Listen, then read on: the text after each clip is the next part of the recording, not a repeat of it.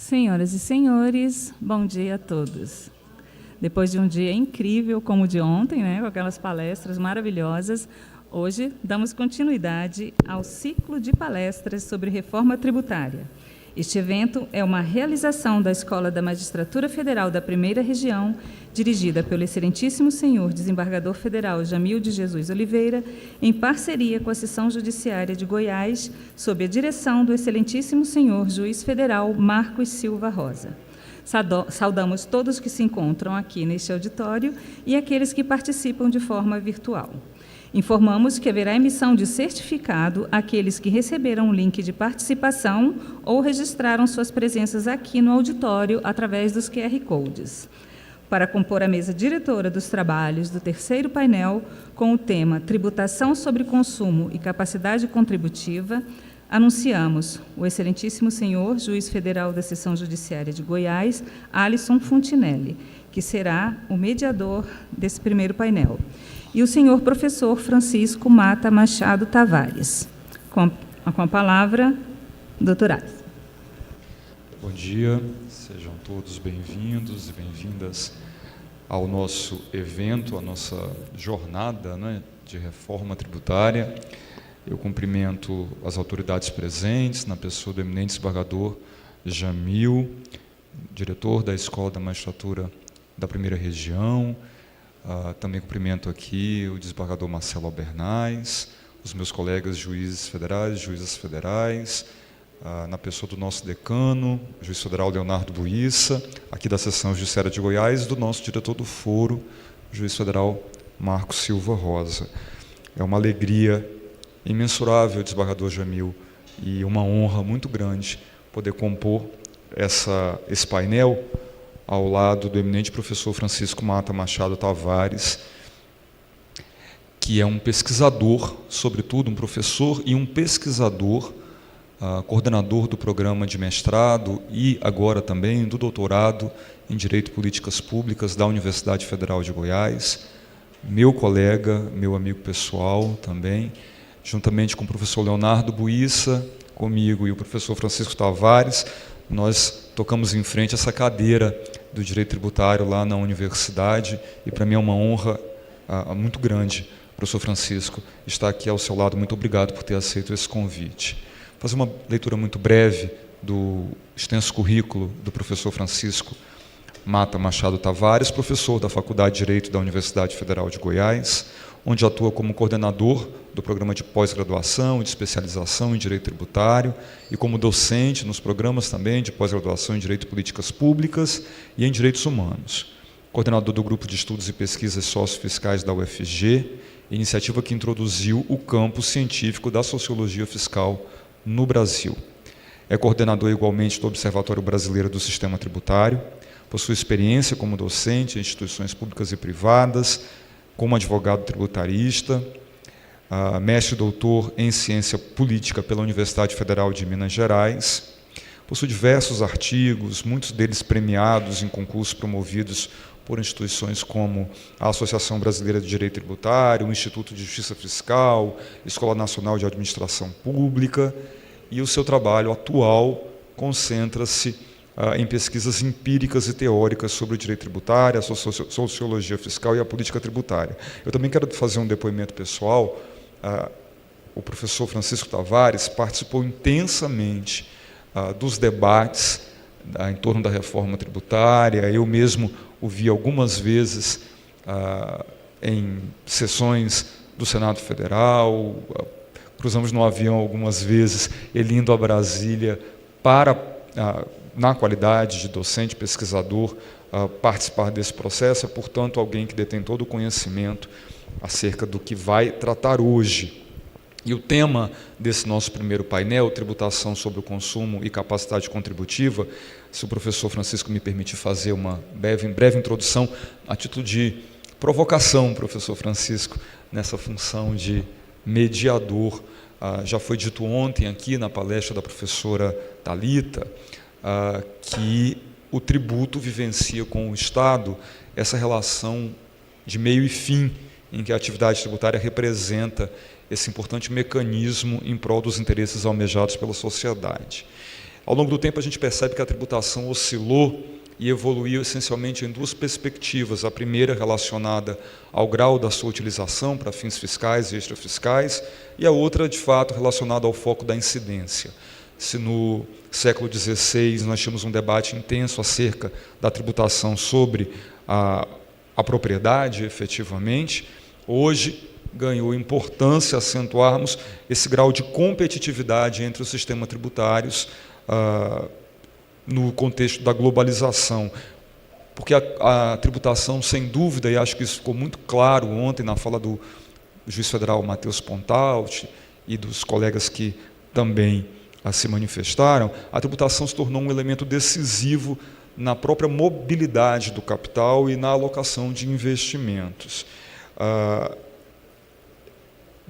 Nesse contexto, falando sobre tributação incidente sobre o consumo, eu não posso deixar, desembargador Jamil, de fazer uma referência a um texto escrito pelo nosso decano e juiz federal Leonardo Buissa, em que Sua Excelência, ao falar sobre a tributação sobre o consumo, indução econômica e seletividade, em obra publicada em 2019, nos diz que os tributos incidentes sobre o consumo são aqueles que buscam tributar a renda no momento em que ela venha a ser consumida.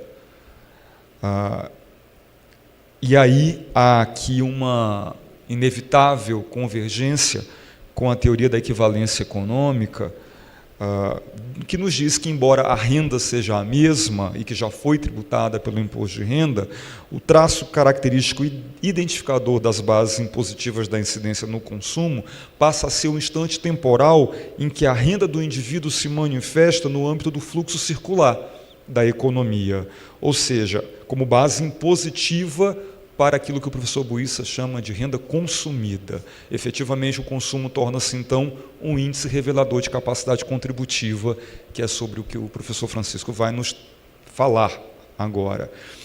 E nessa acepção, os tributos sobre o consumo representam, portanto, um gênero amplo em que o imposto sobre o valor agregado, os impostos, enfim, sobre vendas, os impostos seletivos, são espécies.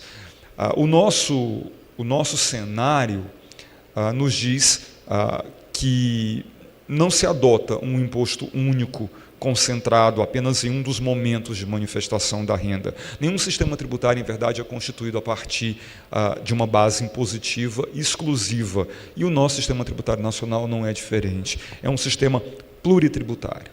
Porém, não há uma espécie tributária que preencha aquelas racionalidades básicas que se espera de um tributo.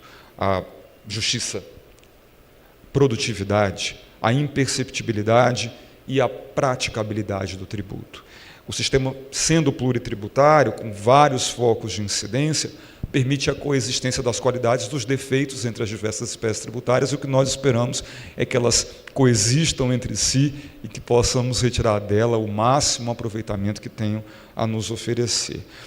Dito isso, é inevitável, professor Francisco, que nos deparemos com vantagens e também desvantagens do sistema de tributação sobre o consumo, né?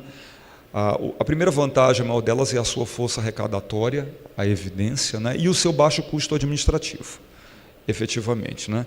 Isso permite também, como importante fonte de receita, que exerça a sua função de financiamento da infraestrutura e também de investimentos do capital.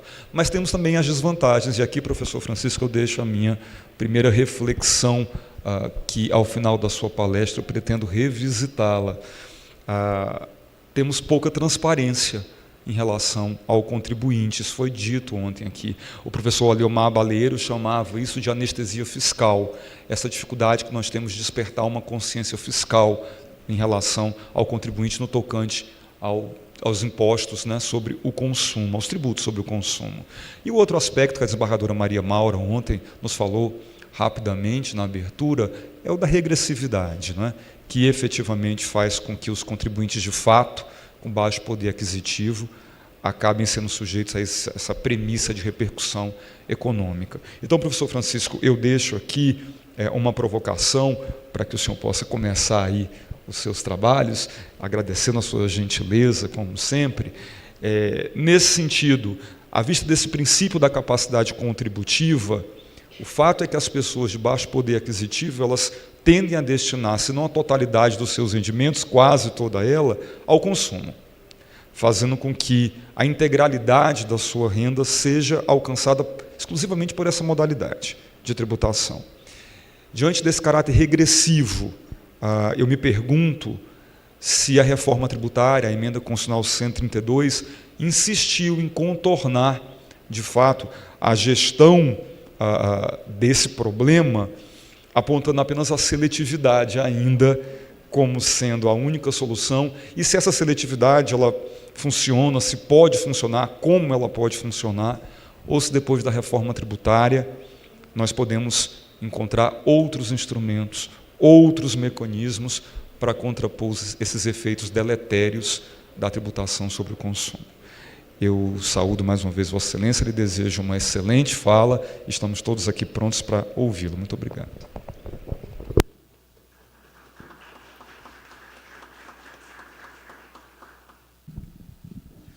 Muito bom dia a todas e a todos. Gostaria de saudar o desembargador Jamil, saudar o diretor do foro, o Dr. Marcos, saudar o Dr. Matheus, que nos trouxe esse convite para falar aqui hoje, os meus queridos colegas, Dr. Leonardo Buissa, Dr. Alisson. Na pessoa de Vossas Excelências, eu saúdo todas as convidadas e os convidados que aqui estão, e é para a Universidade Federal de Goiás, para o Observatório Brasileiro do Sistema Tributário, uma imensa honra poder apresentar resultados de pesquisas que nós temos conduzido ao longo dos últimos 9, 10, 11 meses acerca do processo político decisório, dos eventuais impactos sociais e, claro, dos contornos jurídico-constitucionais e da sua relação com a experiência no direito comparado da emenda constitucional de número 132. É sabido que poder discutir o grande e estrutural tema da tributação com pessoas que atuam na magistratura federal, ou que são analistas, ou que são técnicos no âmbito da Justiça Federal, é, antes de tudo, um privilégio. São vocês que decidem os grandes processos estruturais em relação ao nosso conflito fiscal, e, mais do que isso, são vocês que, muito frequentemente, instigam, produzem, pesquisam e elaboram intelectualmente para além do estado da arte, do nosso saber fiscal, do nosso saber jurídico-tributário e jurídico-financeiro. Falar para um público, portanto, que coloca as mãos na roda da história e a faz melhor a partir da sua expertise técnica, mas que, ao mesmo tempo, é composto de quadros que produzem as mais consistentes reflexões intelectuais sobre o tema, é um desafio e, ao mesmo tempo, uma honra e um privilégio.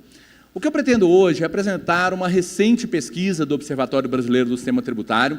Na verdade, nós ainda nem a lançamos, isso acontecerá oficialmente no dia 4 de outubro, em um evento lá na Faculdade de Direito da Universidade Federal de Goiás, em que nós estamos a pensar sobre a relação entre o regime do IBS e CBS e, de modo mais amplo do que a própria capacidade contributiva, de modo mais amplo do que o binômio progressividade e regressividade, mas a maneira como o regime de um tributo sobre o consumo, absolutamente novo em nossa experiência doméstica, mas, em tese, acoplado às melhores práticas, às mais bem-sucedidas experiências no direito comparado, como isso haverá de se comportar em relação ao objetivo da República de redução das desigualdades sociais e regionais? Essa é a pergunta que a nossa pesquisa se propôs a responder. Antes de começar a apresentar propriamente os elementos teóricos, empíricos e as reflexões da nossa pesquisa, que em alguns momentos será crítica em relação à maneira como vem se desenhando, não apenas a emenda 132, como o PLP 68, que nesse momento está no Senado e que pretende regulamentá-la, de algum modo o próprio PLP 108, que diz respeito mais à gestão federativa e administração fazendária dos novos tributos. Mas antes de adentrarmos a essas questões específicas, é relevante dizer que todos e todas nós nos lembramos qual é o cenário brasileiro quando se trata de tributação sobre o consumo. Um mundo em que há ICMS e suas 27 legislações, regulamentos, jurisprudências de TJs, ISS-QN, com toda a dificuldade e muitas vezes incapacidade burocrática estatal de milhares de municípios nesse país. O INPI, que deveria ser seletivo, propulsionar determinados bens jurídicos albergados pela Carta de 88, mas nem sempre conseguiu cumprir esse propósito. PIS/COFINS, que em determinado regime é cumulativo, em outro regime não é cumulativo. A tudo isso se soma uma miríade de complexidades normativas que elevam os chamados custos de conformidade, compliance costs, e que é composta, nós sabemos, de regimes de substituição tributária, de todos os problemas federativos, políticos, econômicos e, portanto, constitucionais associados à cobrança destes tributos no seu destino, de todo um desarranjo do pétreo princípio do federalismo, que se torna muito menos cooperativo e muito mais próximo daquela ideia de market preserving federalism, né? Portanto, um federalismo que impulsiona determinadas formas mercantis, mas muitas vezes ao arrepio dos direitos fundamentais, em especial os sociais.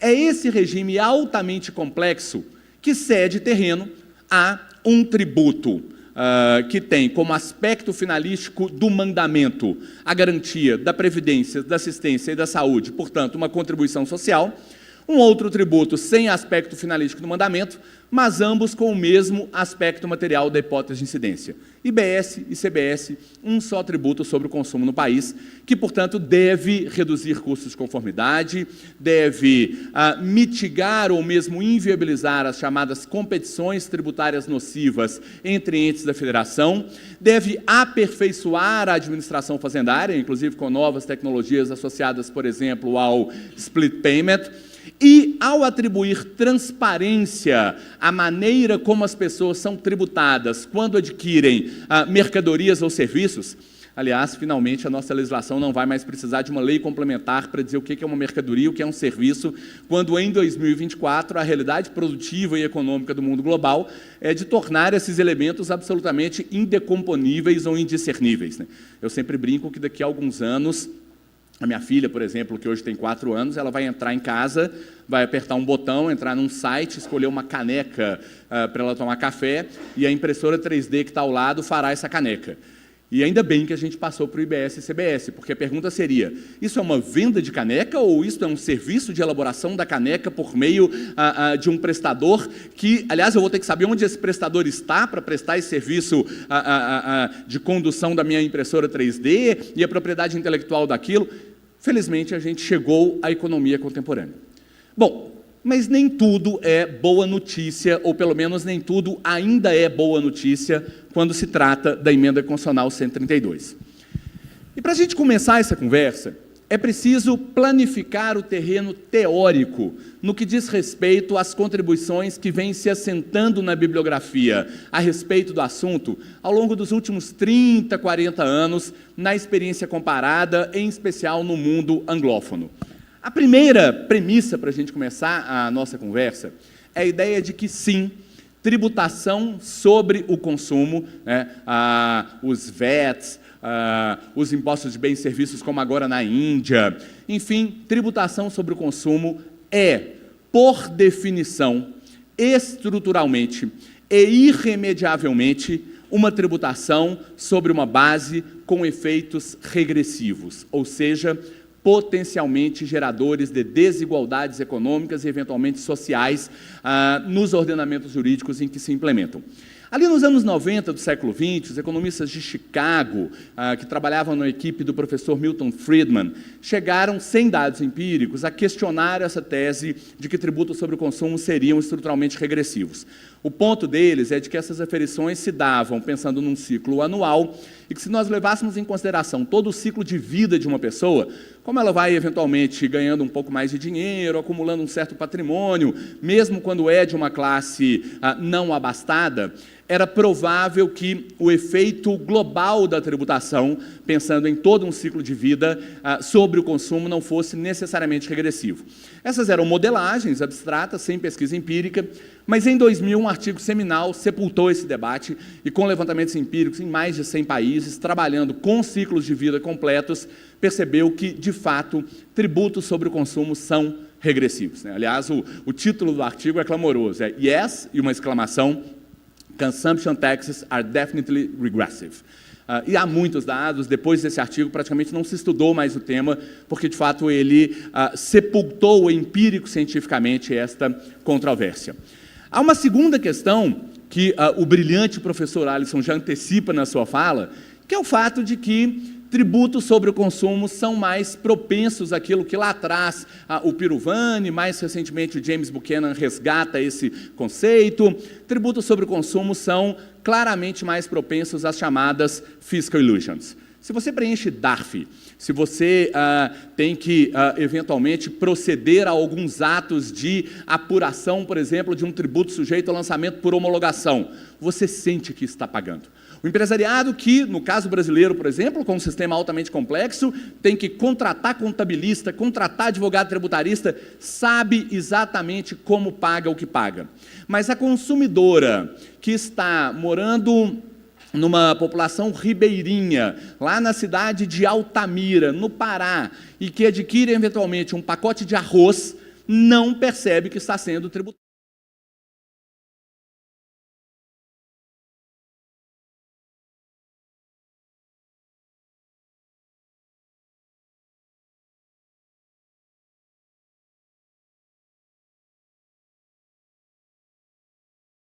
Muito mais prováveis, muito mais propensas, quando se trata de qualquer tributação sobre o consumo, vis-à-vis o que se dá com patrimônio e com renda. Uma outra constatação teórica importante, e para quem quer segui-la segundo a produção um pouco mais à esquerda, o Alex Copeland fala isso, para quem quer seguir segundo a produção um pouco mais liberal, à centro-direita, o professor Aviona é muito enfático quanto a isso. E eu acho que entre nós é um consenso, até porque a própria Carta de 1988 é expressa nesse sentido, que é a constatação de que tributos não cumprem apenas a função de levantar recursos para que o erário exerça políticas públicas que expressem preferências eleitorais e que deem efetividade ou eficácia social a direitos fundamentais. Os tributos são mais, portanto, do que um alimento da máquina pública com recursos.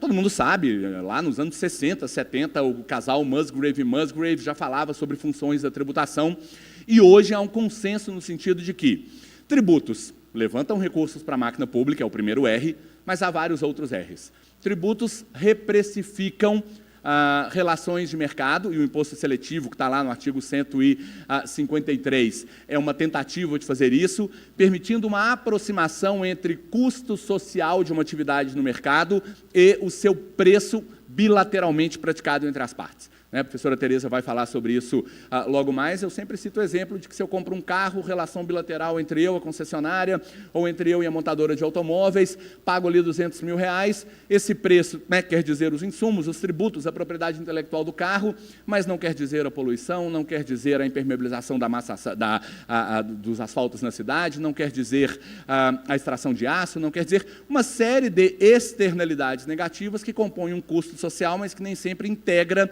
a relação contratual bilateral. Ela terceiriza, portanto, para outrem, para a sociedade, um custo que deveria estar internalizado naquele contrato bilateral. Tributos fazem isso, reprecificam as relações econômicas. Tributos, e isso vale até, por exemplo, para as teorias austríacas da economia, o caso de Friedrich Hayek, por exemplo, tributos redistribuem, retiram recursos de um lugar e aportam em outros. Para nós, brasileiros, que temos uma Constituição com uma cláusula pétrea que diz que é o objetivo da República reduzir desigualdades sociais e regionais, que quer extinguir a pobreza, que tem um conteúdo jurídico do direito à igualdade, por exemplo, ali entre os artigos 5º e 6º da Constituição, que prevê um certo dirigismo estatal, não é nenhuma surpresa entender que tributos têm uma característica quintessencial redistributiva. Há mais um R, esse é o que, aliás, mais nos interessa no Observatório Brasileiro do Sistema Tributário, que é o R da representação. Eu não vou me alongar sobre isso aqui, mas nós temos várias pesquisas que indicam como que o princípio democrático é um desdobramento de um conflito social tributário em toda a história dos Estados constitucionais e democráticos. Isso remonta ao século XVI na Europa, alcança processos de democratização hoje que estão sendo experimentados, por exemplo, no continente africano. E, para abreviar um pouco essa história, basicamente é o seguinte: se o Estado não produz, e vai precisar viver de uma produção que é privada, ele terá que negociar com suas cidadãs e cidadãos os recursos para se manter. Esse processo de negociação é tal que cidadãos e cidadãs dizem: eu pago, mas eu quero controlar. E ali direitos fundamentais, parlamento, democracia, escolha começam a emergir. Essa é uma relação absolutamente bem documentada.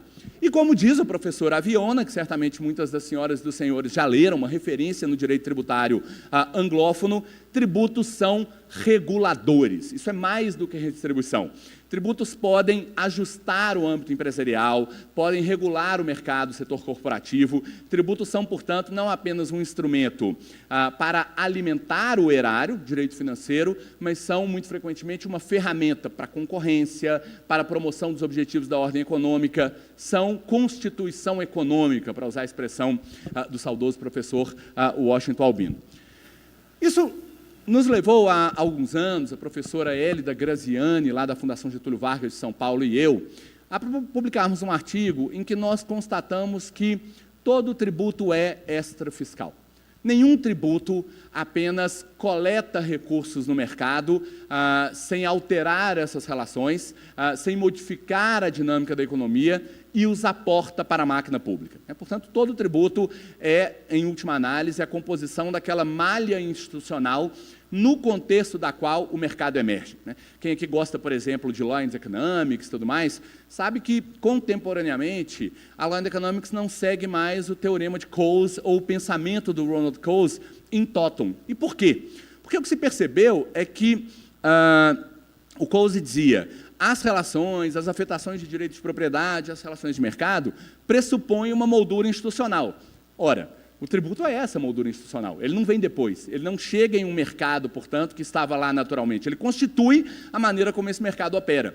Tem, por exemplo, um artigo no jornal da Universidade de Chicago, no Journal de Economia da Universidade de Chicago, que foi publicado há uns 10 anos, por um autor chamado Jay Simpson, em que ele precisamente revê o Ronald Coase dizendo: Coase não estaria criticando o PIGU, aquele que propõe os tributos seletivos e tudo mais. E por que não? Porque o que o PIGU está dizendo é apenas que os tributos que tentam regulamentar a atividade econômica são a malha institucional, e é só a partir deles que se pode falar em um mercado. Bom, postas essas premissas teóricas, a gente já tem, então, tanto do ponto de vista zetético, econômico, social, político, como no nosso caso brasileiro, sem nenhum tipo de questionamento dogmático, a premissa de que o direito tributário se presta a reduzir desigualdades, a redistribuir renda e riqueza, a promover os princípios da ordem econômica, a propulsionar direitos fundamentais. Eu estou trabalhando num livro que é uma petulância, uma heresia, mas eu decidi fazê-la com o mestre de todos nós, referência maior para cada um e para cada uma aqui, que é o professor Aleomar Baleiro, mas o livro se chama As Realizações Constitucionais do Poder Tributar. Diferentemente daquilo que se lê lá na sede da Internal Revenue Service nos Estados Unidos, bem no teto assim, da fachada dele está escrito: os tributos são o preço que nós pagamos pela civilização. Sabemos que é uma frase que vem de um juiz realista da Suprema Corte. Tributo é mais do que isso. Tributo não é apenas preço. Muitas vezes, antes de uma restrição de direitos, é a condição de possibilidade dos direitos fundamentais, desde que cobrados e exigidos segundo a moldura constitucional. Bom, isso posto, a gente tem que parar para pensar sobre como o Brasil funciona em relação a esse objetivo de redução de desigualdades. E parece, senhoras e senhores, que não funciona bem. Esse é um gráfico que está naquele projeto da Universidade de Oxford, todo mundo deve conhecer, tem dados sobre todo tipo de coisa, desde pandemia de Covid até sistemas eleitorais, e eles têm bons e confiáveis dados sobre tributação. Portanto, é um dado secundário, não foi a gente que produziu, mostra o apagão de dados brasileiro, vocês veem que, por exemplo, o pre-tax só tem aqui até 2015, é um problema, o Brasil é um país específico nesse sentido, a gente está com pouca qualidade das informações econômicas na nossa contemporaneidade, mas que mostram basicamente o seguinte: na realidade tributária brasileira, a gente tem um índice de Gini de 0,56, portanto altíssimo, se não considerarmos o ingresso do direito tributário. IRPF, IRPJ, PIS, COFINS, IPI, ACIDES, etc., etc., etc., os tributos estaduais, os tributos municipais, nós teríamos uma desigualdade de 0,56. Depois da tributação, nós temos ainda uma desigualdade, sabemos, altíssima, uma das maiores entre os países emergentes, de 0,45. O que interessa é esse intervalo entre 0,45 e 0,56 para a gente saber se o sistema está cumprindo seus objetivos. Vamos comparar com alguns outros exemplos. Desculpa, ficou pequeno aqui, mas vamos lá. Nos Estados Unidos, essa relação vai de 54 para 39. E, convenhamos, não é um estado de bem-estar social, né? Eu não quis aqui, por exemplo, colocar o gráfico da Finlândia, porque não tem muita relação, que é uma boca de jacaré. A tributação, se dependesse só do mercado, né, a Nokia ficaria com tudo para ela, e aí entra a tributação e distribui fortemente. Pois bem, mas se a gente pensar, por exemplo, na Espanha, olha que interessante. Sem o regime tributário, eles teriam uma desigualdade parecida com a do Brasil. A gente, sem o regime tributário, está em 0,56 de Gini, eles estão em 0,53. Entra o direito tributário, eles caem para 0,34, um país de bem-estar social, né, em que as pessoas, portanto, têm acesso a previdência, saúde, moradia, transporte, etc., etc. Não é diferente se a gente pega a situação na Alemanha, que vai de 51 para 30. Tantas vezes a gente pensa nos decisões da Corte Constitucional Alemã, a gente pensa em conceitos que vêm do direito alemão, para pensar em a falta de qualquer exemplo mais elaborado, a reserva do economicamente possível, por exemplo. Todo o nosso sistema de jurisdição constitucional, né, a Lei 9868, é fortemente inspirada na cultura jurídica tedesca. Mas, quando se trata de sistema tributário, parece que a gente ainda precisa avançar um pouco em bons exemplos no que tange à redução de desigualdades. Bom, como todo mundo sabe, portanto, eu vou passar rapidamente por esses dados, no Brasil, a nossa base tributária responde à proporção de 40% sobre tributos sobre consumo, né? 4,8% compostos por propriedade, 27% renda. Isso aqui é um dado nominal, tá, gente? Se a gente pensar realmente em alíquotas ou cobrança efetiva, esse dado pode ficar ainda, esse fosso pode ficar ainda mais profundo. Como nós sabemos também, a renda das pessoas físicas mais ricas é subtributada com valores efetivos. São 10,6% para a coorte de 30 a 40 salários mínimos e cai para 1,9% no grupo que passa de 320 salários mínimos, né? Esse quadro indica, esse dado me interessa muito, para uma realidade em que aquelas famílias que pertencem aos 10% mais pobres dedicam 32% dos seus recursos para pagar tributos, ao passo em que as 10% mais ricas dedicam 21% dos seus recursos para pagar tributos. Bom, aquele conceito da Corte colombiana que a gente trouxe para o Brasil, coisa de 9, 10 anos atrás, de estado de coisas inconstitucional, e eu tenho muitas dúvidas se ele se aplica na maioria das ADPFs em que é invocado, eu diria que aqui nós temos um estado de coisa inconstitucional. Eu criei um sistema tributário para redistribuir e reduzir desigualdades, e eu estou exigindo mais sacrifício dos mais pobres e menos sacrifício dos mais ricos. Sabem quem diz que esse tipo de sistema não pode existir e que, se for assim, por causa de distorções no consumo, tem que tributar a renda progressivamente? Friedrich Hayek. O grande prócer dos chamados anarcocapitalistas, que entende que as desigualdades são benfazejas para o desenvolvimento de uma sociedade, que o Estado não deve intervir em relações que são ordenadas, né, por isso ele é um ordoliberal, ordenadas naturalmente pelo mercado. O Hayek diz: se o sacrifício percentual estiver desequilibrado, tribute a renda progressivamente para compensar. No que eu sempre digo, portanto, que se a gente tivesse um sistema tributário inspirado no anarcocapitalista e no hiperliberalismo no Brasil, ele parecia revolucionariamente socialista, porque a gente ia ter que tirar muito dos ricos e ia ter que beneficiar demais os pobres para chegar nos estándares da escola austríaca. Pois bem, então eu digo isso, né, é um cenário que, na verdade, não atende aos critérios nem mesmo do Hayek. E, diante disso, a nossa base não vai se tornar preponderantemente sobre a renda e sobre a propriedade nos próximos 5, 10 anos. Essas são placas tectônicas que se movem muito lentamente numa sociedade. A nossa base tributária permanecerá por algum tempo vinculada ao consumo. Então, a gente tem que começar a pensar em alternativas para a mitigação da estrutural e irremediável regressividade desta base de arrecadação. E há 3 grandes espécies, e que aí vão variando nas suas subespécies em termos de desenho normativo, mas há 3 grandes espécies de saídas para se mitigar a regressividade de tributo sobre o consumo. A primeira é a que eu chamo de alternativa Steinman e que diz respeito ao direito financeiro. Me refiro a Steinman em alusão àquele livro Taxation and Democracy, que ganhou vários prêmios, tanto da ciência política quanto dos estudos de finanças públicas, dos Sven Steinman, em que ele sugeriria, depois esses dados foram revistos, a história não é bem essa, mas ele sugeriria que países que tributam regressivamente conseguem fazer mais políticas progressivas de bem-estar social. Qual que é a tese?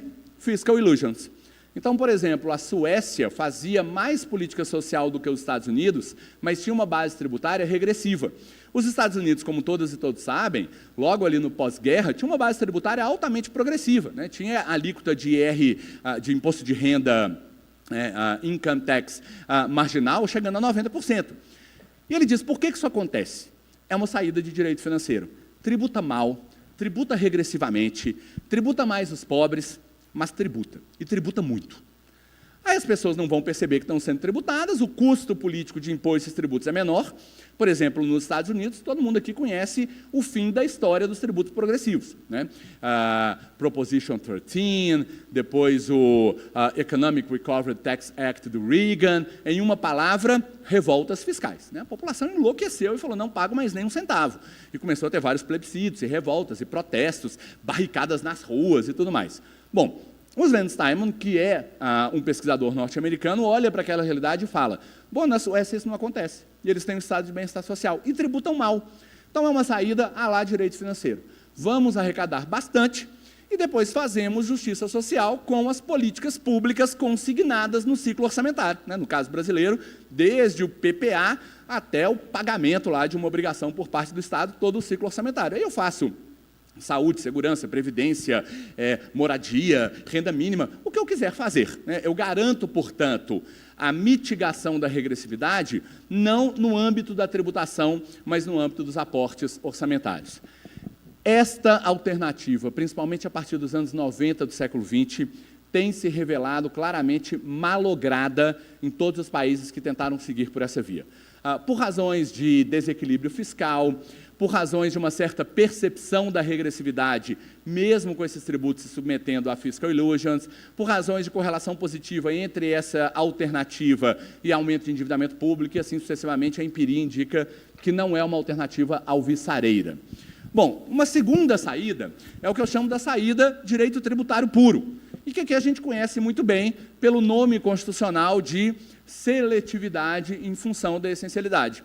Eu brinco de capacidade contributiva com tributos que estruturalmente não o permitem. Mas eu digo, olha, consumo de luxo, eu tributo um pouco mais. Consumo de insumos básicos, eu tributo um pouco menos. É claro que as nossas colegas e os nossos colegas economistas vão dizer, olha, você está se esquecendo que as pessoas mais privilegiadas também compram arroz. Então, você vai reduzir um pouco os efeitos de concentração de renda e de riqueza na tributação sobre o consumo, mas não será capaz de eliminá-los. É verdade. Há um problema mais sério, em especial no caso brasileiro.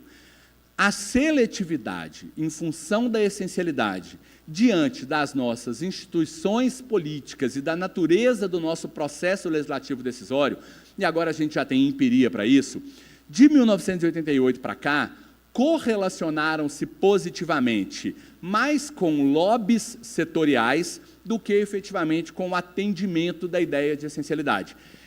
Tem um livro, uma tese de doutorado, eu tive a honra de co-orientá-la, do professor Alessandro Mendes Cardoso, lá de Belo Horizonte, foi orientando do professor Marciano Seabra de Godoy, junto comigo, nós co-orientamos o Alessandro, em que ele conseguiu mapear essa prática dos lobbies corporativos a incidirem sobre o parlamento no que diz respeito aos critérios de essencialidade para a tributação seletiva, e indica que não é um problema de boa ou má fé, correção ética ou incorreção dos CFOs, dos gestores, dos profissionais de relações governamentais, mas há um problema na própria moldura institucional do nosso processo legislativo que o tornaria susceptível ou vulnerável a esse tipo de distorção.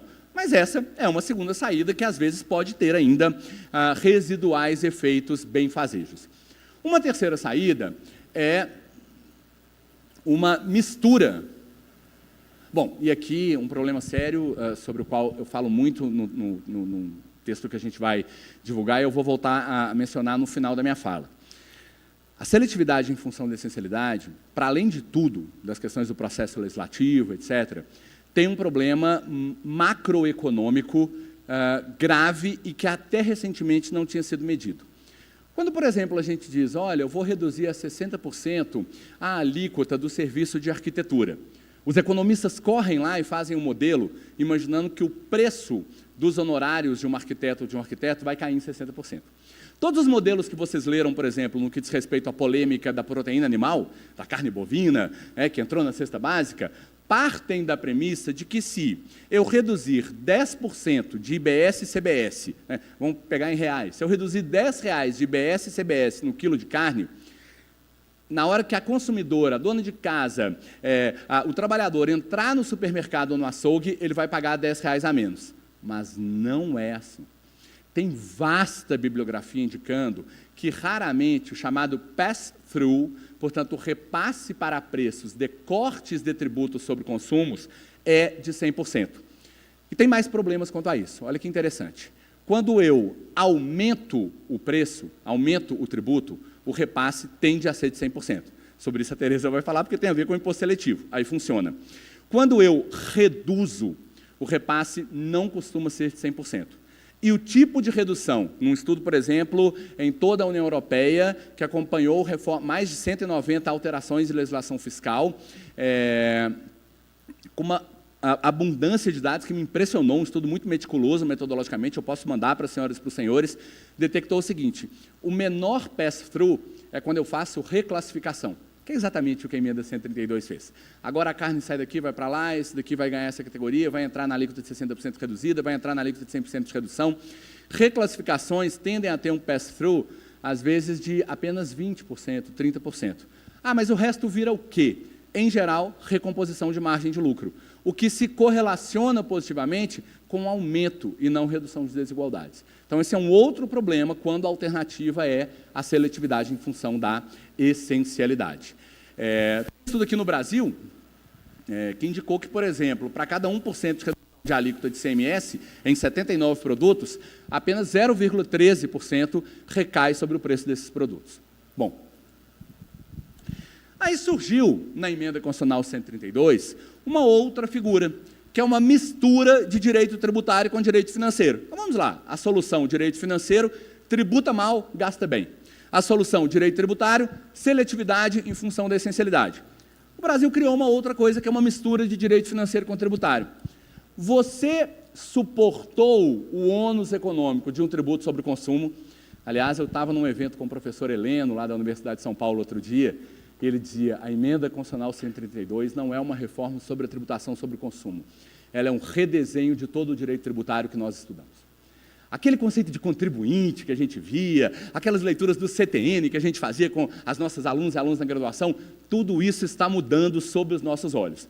Uma questão que vai ficando cada vez mais clara, por exemplo, agora, é que em tributo sobre o consumo, aquela clivagem que era bastante hermética entre contribuinte ipso iure e ipso factum, parece já não ser mais tão clara. E essa solução indica isso. É uma norma constitucional decorrente do poder constituinte derivado de direito tributário, claramente de tributação, mas que leva em consideração a realidade de quem suporta os ônus econômicos de um tributo sobre consumo, e não de quem tem a obrigação de recolher e entregar para o fisco. O que é isso? Uma pessoa mais pobre vai lá e compra, por exemplo, gás de cozinha. Ela recebe, seja por meio do CAD único, seja por algum outro mecanismo, nesse momento a ideia é pelo CAD único, ela recebe de volta a porção tributária ali despendida. O que se entende é que, com isso, o pass-through vira 100%. Não tem como o empresário ser um intermediador e pegar um pouco e fazer virar a margem de lucro. Mais do que isso, o recurso chega diretamente no bolso, na realidade, das populações mais vulnerabilizadas, o que, inclusive, teria um multiplicador fiscal muito significativo, porque essas pessoas tendem a reinjetar esse recurso na economia, criando, portanto, uma potencialidade cíclico virtuosa a partir dessas políticas. Bom, Então, a ideia é essa, né? A chamada devolução individualizada de tributos decorrentes do consumo praticado por populações focalizadamente vulnerabilizadas. Teve uma experiência piloto com o ICMS do Rio Grande do Sul em relação a isso, e os pesquisadores e pesquisadoras do CECIF, o professor Bernardo Api, a equipe que acabou pensando na reforma tributária, bastante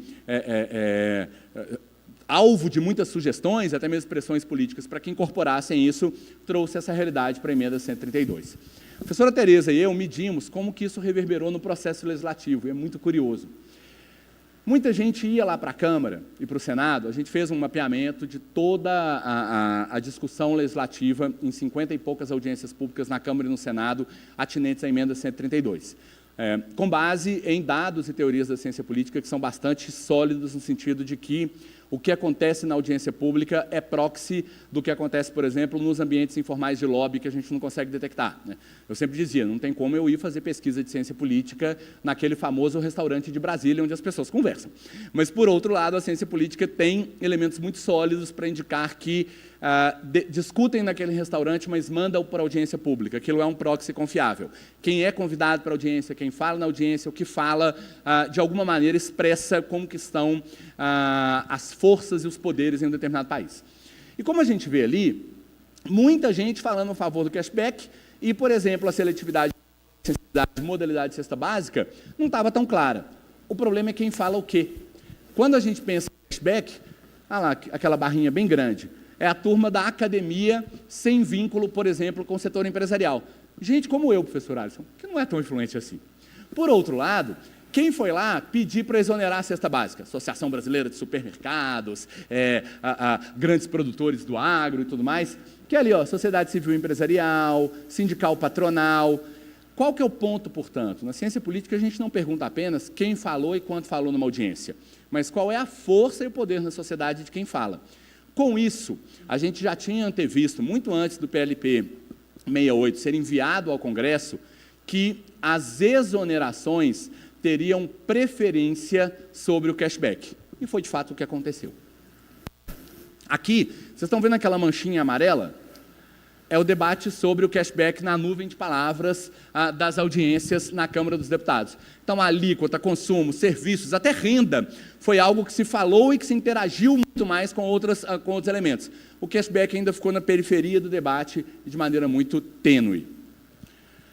Bom, como vocês sabem, eu não vou repisar aqui, né? O cashback está agora lá no artigo 156A da Constituição, e ele foi levado ao PLP 68. Portanto, é algo que ainda pode mudar, né? Como as senhoras sabem, ontem o projeto perdeu a urgência, vai discutir um pouco mais, deve, né, passar a eleição e por aí vai. E eu acho que tenho que aprimorar e vou tentar explicar por quê. Eu fiz aqui uma pequena simulação entre o que o nosso Estado, após a emenda 132, está fazendo em favor de pessoas como eu, né? Minha filha estuda numa boa escola particular aqui de Goiânia, eu contrato serviços, acabei de mudar de casa, eu contratei serviços de uma arquiteta, eu contrato serviços de fonoaudiologia, eu consumo uma série de bens que outras pessoas da nossa população não consomem, e aí houve benefícios para mim, e há o cashback para as pessoas menos favorecidas. Eu resolvi fazer uma comparação. Biparental, com 3 e uma renda mensal líquida de R$30 mil. Imagina a mensalidade do colégio de cada filho equivalendo a R$ 1.500. Eu sei, não existe essa mensalidade, eu pus por baixo, né? Se existir, aliás, me falem, se for um bom colégio que eu vou matricular minha filha lá. Mas, enfim, R$1.500. Digamos também que uma pessoa lá da família faz um tratamento psicológico uma vez por semana e paga R$150 por sessão. Não estou discutindo que esses 150 vão sair do aspecto material da hipótese de incidência do imposto de renda. Isso aqui é sobre consumo, tá, gente? Bom, ainda que uma das crianças faz um acompanhamento fonoaudiológico quinzenal, a um preço baratíssimo também de R$100 por consulta, gastam R$2.500 com um plano de saúde, muito barato também. Todos esses serviços estão contemplados com uma alíquota beneficiada reduzida em 60%. Só nesse exemplo, essa família está recebendo um subsídio em forma de taxa tributária equivalente a R$ 1.526 por mês na nova legislação do IBS-CBS. Vamos pegar um outro exemplo? Agora, uma família com 5 pessoas, um salário mínimo. A sua alimentação está integralmente incluída na cesta básica. Agora que a carne entrou, dá para a gente fazer isso, né? Sabe, vai ser também subsidiado, né? Não vai ter incidência fiscal. Neste caso, ter-se-ia, segundo o IBGE, para gastos com alimentação nessa faixa, um subsídio de R$ 82 na cesta básica. O aluguel, por sua vez, conta com um incentivo máximo de R$ 106. Eu somo a isso um cashback sobre gastos de 120 com botijão de gás, que na redação atual não era assim, mas na redação atual do PLP 68, o botijão de gás está 100% de CBS, antes era 50%, e 20% de IBS. Né? E acrescente-se um cashback sobre gastos de mais de R$ 160 em contas de água e luz, que agora também foram para 100% de CBS. Tudo considerando 18% para IBS e 8,5% para CBS, naquela alíquota, então, que vai ficar ali por volta de 26%. Agora, sobre o restante, imagina um cashback sujeito ao regime geral, de 20% de devolução, que chega a R$ 22,33. Essa família está recebendo R$ 245, só R$ 56 em transferência direta, ou por R$ 10 por pessoa. Bom, alguém pode dizer, não, mas proporcionalmente, eles podem até estar recebendo mais. Como a gente sabe, um Estado que tem a função de redistribuir recursos e reduzir desigualdades, ele tem que transferir mais dinheiro para pobres e menos dinheiro para figuras como eu. E não é o que está acontecendo. Ah, professor, você está errado. Eu li um estudo daquele organismo multilateral muito respeitado, eu li o estudo daquela universidade lá da cidade de onde o senhor veio, cujo diretor, aliás, é seu primo, muito respeitado também, que estão dizendo que há progressividade no IBS-CBS. É verdade. E como cientista, eu mandei um e-mail para aquele organismo multilateral e para o líder da pesquisa daquela universidade. Falei, escuta aqui, vocês estão assumindo um pass-through de quanto? Aquilo que eu disse lá atrás, eles me responderam, 100% para tudo. Eu, entendi. Outra coisa, na pesquisa de orçamentos familiares, que vocês estão usando como base, não tem os gastos do título 3 do PLP 68, que são a alíquota reduzida de 60% para determinados serviços que são consumidos geralmente pelas classes mais altas. Dei o exemplo aqui, da escola, da arquitetura, da advocacia. A pessoa que é menos abastada vai para a Defensoria Pública da União, não contrata advocacia. Bom, vocês consideraram isso? Ambos me disseram, professor, não consideramos não, a imprensa está tirando conclusões erradas dos nossos estudos. Botaram a culpa na imprensa, eu faria a mesma coisa que eles fizeram, foram muito honestos, foram muito corretos, ciência é isso, apresentaram os dados, mostraram as limitações metodológicas, me enviaram, eu faço a crítica como vocês vão criticar o meu próprio trabalho. Isso é ciência, está tudo certo. O que não dá é para dizer que aqueles estudos que tem, foram capa, inclusive um deles foi capa da Folha de São Paulo e tudo mais, permitem a afirmação de que o IBS-CBS será progressivo ou reduzirá a desigualdade. Eles não permitem essa afirmação e, portanto, eu sustento essa simulação que eu aqui fiz.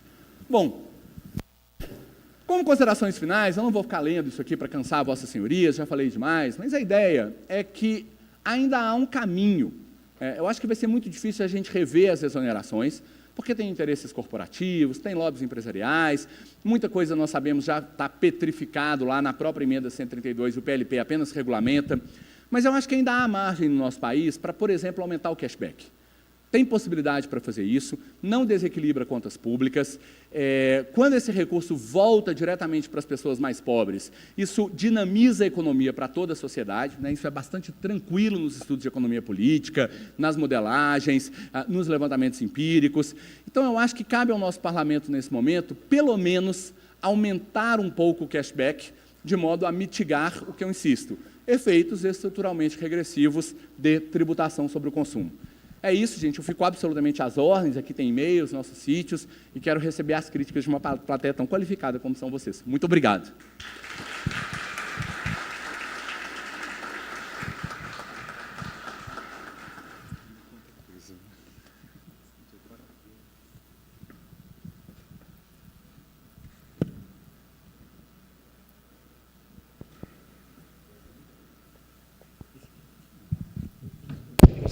Deu aqui. Ok. Bem, professor Francisco, em primeiro lugar, parabéns pela sua brilhante, eu não consigo dizer um outro adjetivo, sua brilhante palestra. Foram muitas reflexões para todos nós, eu tenho certeza de que esse cenário de análise, na verdade, né, de política tributária e de saídas que o senhor apresentou certamente despertarão nos juízes e juízas federais aqui presentes, no mínimo, inquietações, né?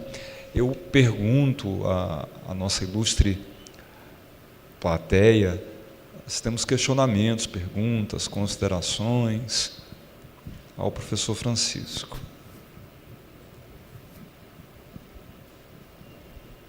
Vamos lá, doutora Mara. Alguém pode levar o microfone? Doutora Mara é juíza federal aqui na Seção Judiciária de Goiás, dos Juizados Especiais Federais. Bom dia. Bom dia, professor. Primeiro, parabéns pela sua palestra. Foi bastante esclarecedora.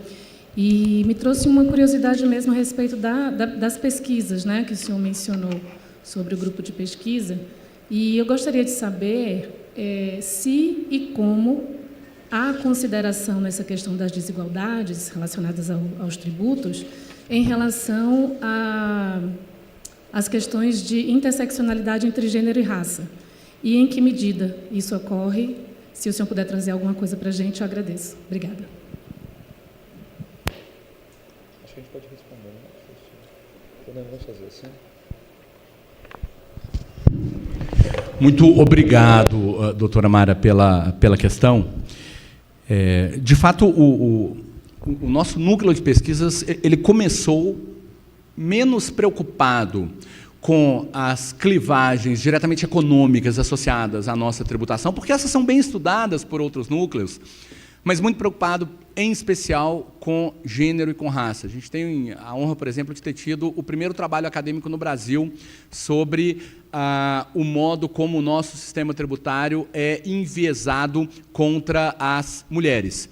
A pesquisadora hoje está na Califórnia, a Mirella e tudo mais, e não por acaso se chamava o inventário das ausências. Ela começa dizendo que o direito tributário parece ignorar que essa sociedade tem clivagens, opressões e relações absolutamente iníquas que impedem qualquer paridade no que diz respeito a gênero. A gente prosseguiu e, recentemente, por exemplo, fizemos uma pesquisa que saiu na Revista de Estudos Feministas sobre a tributação de pensões alimentícias antes da decisão do Supremo, mas a gente ainda mantém as conclusões porque a decisão é muito limitada em vários aspectos, no caso do IR. E agora, especialmente no âmbito da reforma tributária, a gente ficou muito interessado em entender o que foi o processo político decisório. Então, agora, o nosso primeiro estudo do Observatório Brasileiro do Sistema Tributário foi divulgado em fevereiro desse ano, começo de março, se chama Quem foi quem na reforma tributária? E uma das perguntas que a gente fazia é, quando eu discuto direito tributário, legislação fiscal, e chamo a sociedade a participar, quem é essa sociedade? E o que a gente encontrou é que, por exemplo, em 2003, na última grande reforma tributária brasileira, que promulga a Emenda Constitucional 42, essa sociedade é 100%, na verdade tem uma mulher auditora fiscal, mas ela é 100% masculina, é 100% branca.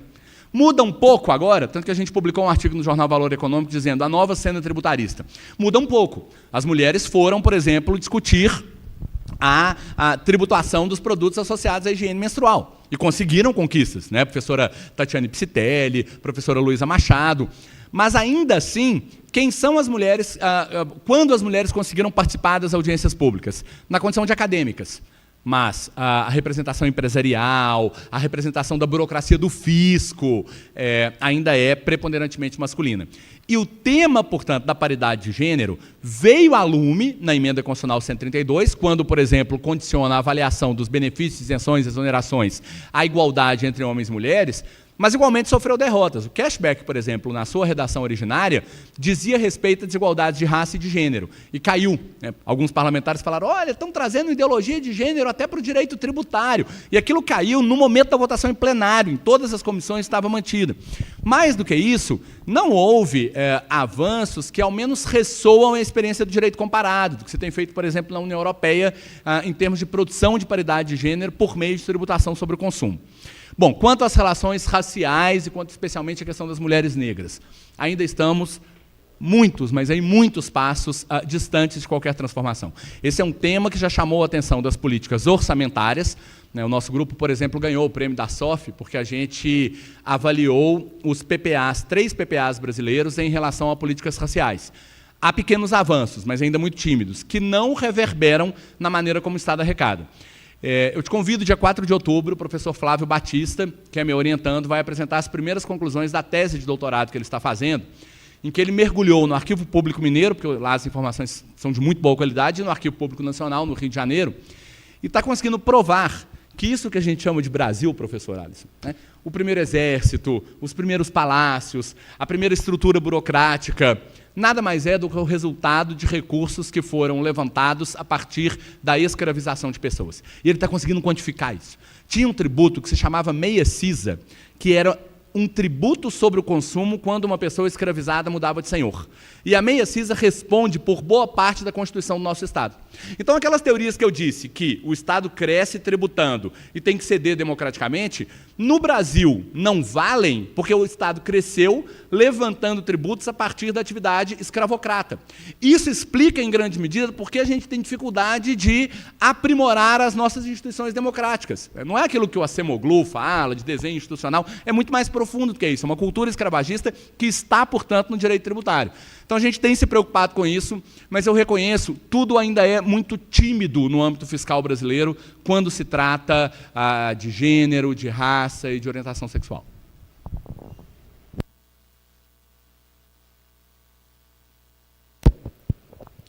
Mais alguma questão, intervenção? A plateia? Bem, nós temos ainda uma programação extensa, agora pela manhã. Professor Francisco, eu disse a Vossa Excelência, quando fiz a minha provocação, que gostaria de revisitar as minhas dúvidas e saio com outras, na verdade, né? A partir da sua fala. Não porque ela não tenha sido esclarecedora, muito pelo contrário. Ela foi, na verdade, instigadora para as várias questões. A palestra de Vossa Excelência nos mostra a todos que o recorte, tributação, vai para muito mais do que a gente ingenuamente imagina que o direito tributário possa revelar, né? Nós podemos compreender, por exemplo, democracia a partir do sistema tributário nacional, utilizá-lo como ferramenta. Nós podemos amplamente convergir teoria econômica com direito tributário, efetivamente, mas o principal que eu penso aqui é podemos repensar a cada instante aquelas características de um tributo e reforçá-las. Não apenas o aspecto da sua produtividade, da sua imperceptibilidade, efetivamente, mas o aspecto da praticabilidade do tributo, né? Que, em relação à tributação sobre o consumo, Vossa Excelência deixou muito claro. Em nome da Escola da Magistratura Federal da Primeira Região, eu agradeço penhoradamente a sua fala, a sua presença, os contatos do grupo e do professor Francisco que estão aqui. Eu também integro esse grupo de Sociologia Fiscal, então vai ser uma honra ter os juízes e juízas federais nos prestigiando lá e colaborando conosco com as suas inquietações. Desembargador Jamil, tarefa dada, tarefa cumprida. Vamos ao próximo painel. Então, muito obrigado a todos.